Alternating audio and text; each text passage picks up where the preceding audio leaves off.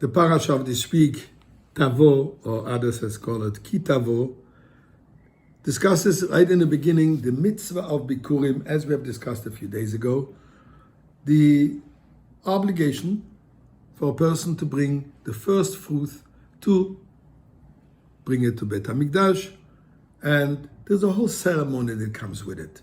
Put it in a basket, the basket has to be given to the Kohen lifts it, and he has to recite, I'm here, I'm thankful, I appreciate, I know my past. A whole ceremony, if you want, in terms of giving, basically, thanks to God. Now, saying thank you to God is something we do a whole day. Every time before we eat something, we say, Baruch Atah Hashem, blessed are you, God, recognizing that it's coming from God, thanking God. Birkat Hamazon, we finish the meal, we thank God. V'achalta, v'savata, u'berachta, we've eaten, we've satiated, we've blessed. There is the Birkat HaNehenin, the Birkat HaMitzvot. We thank God for giving us the opportunity to do mitzvahs. So thanksgiving is a continuum, is a constant reality of our day-to-day activity. Everything that happens, we say, Baruch Hashem, thank God. So what is this so special? What's very special over here, that it's a very concrete, an actual act, with a whole ceremony which comes along with it. Different than just saying thank you. In other words, what distinguishes this mitzvah is the fact that it's not just a declaration. By doing so, we demonstrate that everything in the world actually belongs to God. Everything is His, and we can benefit from what He allows us to benefit. This idea also refers to us as Jewish people.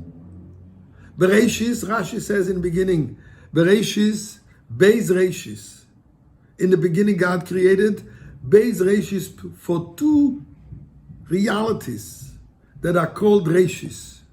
Torah, which is called Reshis, and the Jewish people that are called Reshis. Reshis, Arisoi Seichem.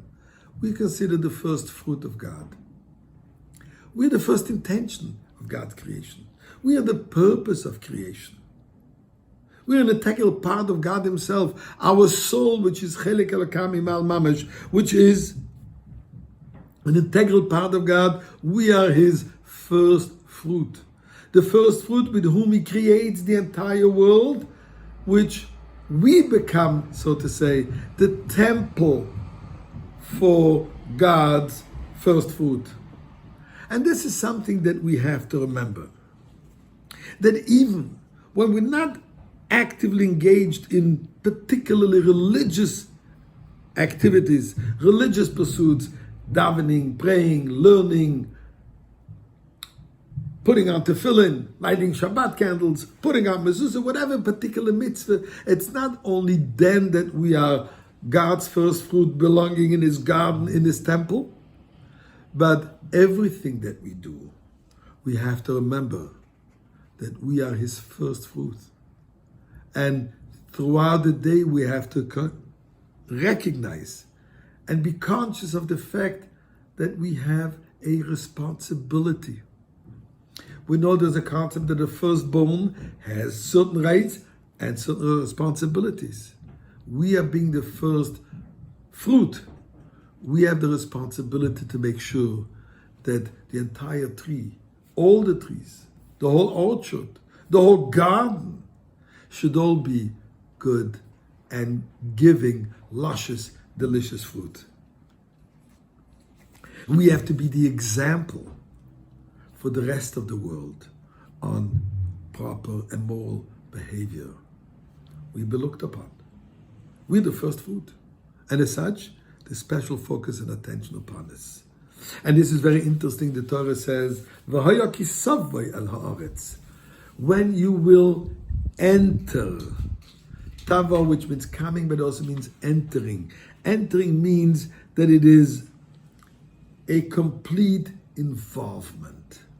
It's not just, I'm here and I'm gone, but one has to completely enter, get involved, be completely part of it.